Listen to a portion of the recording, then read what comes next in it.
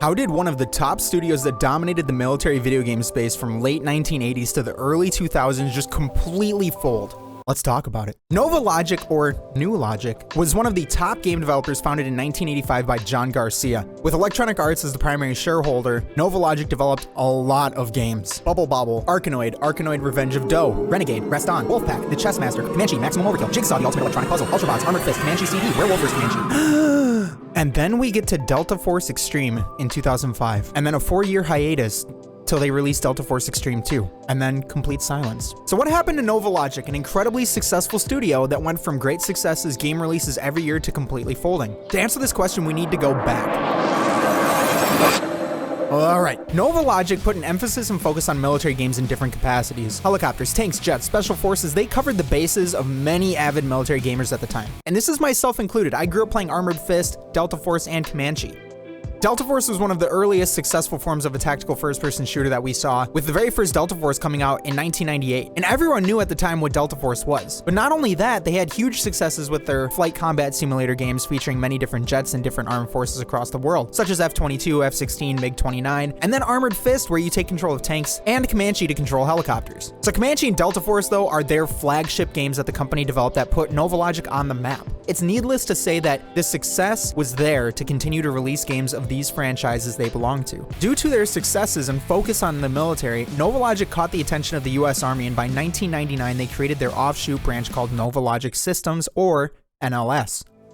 They began making military and civilian training technologies and software, working with defense contractors such as Boeing, Sikorsky, and Lockheed Martin. The Army even began using a modified version of Delta Force 2 for virtual training. NovaLogic was a force to be reckoned with. The defense contractors they worked with created a buzz in the gaming industry, and it created a huge concern for other gaming developers to create games based on real-world vehicles and weapons that companies like Lockheed Martin created due to using its likeness and actuality in the games. Interactive Magic created an entire game based around F-22 called F-22 Raptor Simulator, and important to note that this game did release. However, it goes to show you the power that NovaLogic had at the time and the concern other gaming developers had during these years. I mean, check out this report from MSN. Interactive Magic feared that its already completed and soon-to-be-released F-22 game might be shot down by an exclusive licensing agreement between game-making rival NovaLogic and Lockheed. But we would be doing a disservice to NovaLogic if we didn't talk about their Delta Force series. Specifically, Black Hawk down! I say again, Black Hawk down! Which is arguably the largest and most well-known success in the Delta Force franchise. Coming out in 2003, and then the Team Saber expansion in 2004, this is released for PC, PS2, and Xbox, and this game had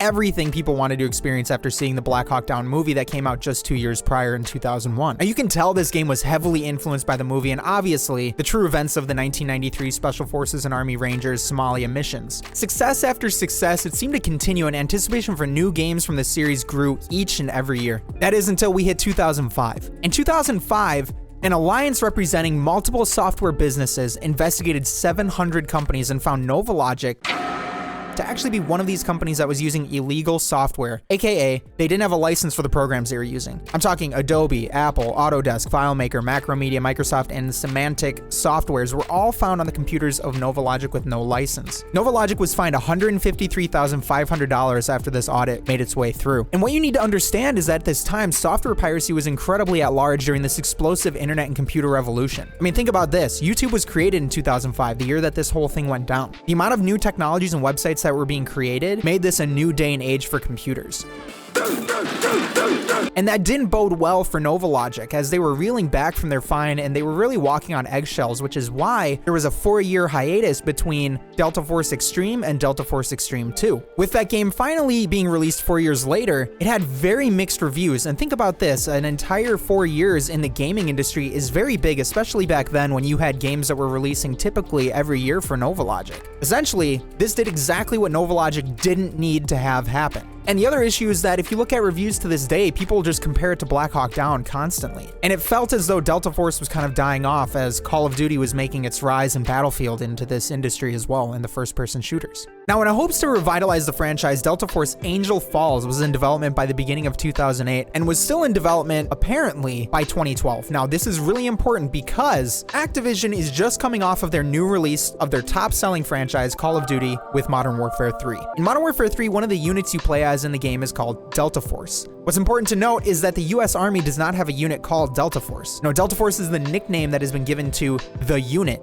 which is another nickname. The true name of Delta Force is the 1st Special Forces Operation Detachment Delta. This is why NovaLogic has held a trademark on it since 1998, since it technically doesn't exist. That is Delta Force. Now we know what they're referencing, of course, and because of this, the emblem and logo that Modern Warfare 3 uses to ID their Delta Force operators is very similar to the ones that NovaLogic's Delta Force uses. Because of this, NovaLogic decided to sue Activision. NovaLogic claims that Activision inclusion of a Delta Force in Modern Warfare 3 has caused NovaLogic to lose millions of dollars. Imagine that. Basically, they're saying the use of Delta Force in Modern Warfare 3 is causing them damages. But what is the result? Activision ends up winning based on the protection of the First Amendment. Essentially, they're saying that based on the artistic relevance of the work, aka the logo, was okay to be used, and that the use of Delta Force was not misleading to consumers to believe NovaLogic was associated with the game. Another huge blow to NovaLogic, because filing a lawsuit within the gaming industry does not bode well with the consumer. But then to see them lose, it just doesn't help their case at all. Now remember Delta Force Angel Falls that we talked about? That game was later on canceled. Another silence fell until 2016 when THQ Nordic bought all of NovaLogic's franchises in a big purchase. So what does this mean? THQ Nordic owns all of the IPs that NovaLogic used to own. So they could actually bring back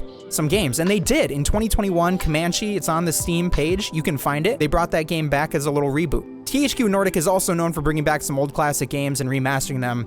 Two couple examples I can name is Destroy All Humans from 2020 and SpongeBob SquarePants Battle for Bikini Bottom Rehydrated, also coming out in 2020. Does this mean that Delta Force could see a remaster or reboot? You know, time is gonna tell, but if you're interested in checking out other NovaLogic's work, they do have their bundle on Steam called the NovaLogic Everything Pack, which is $70 and has some of their catalog there.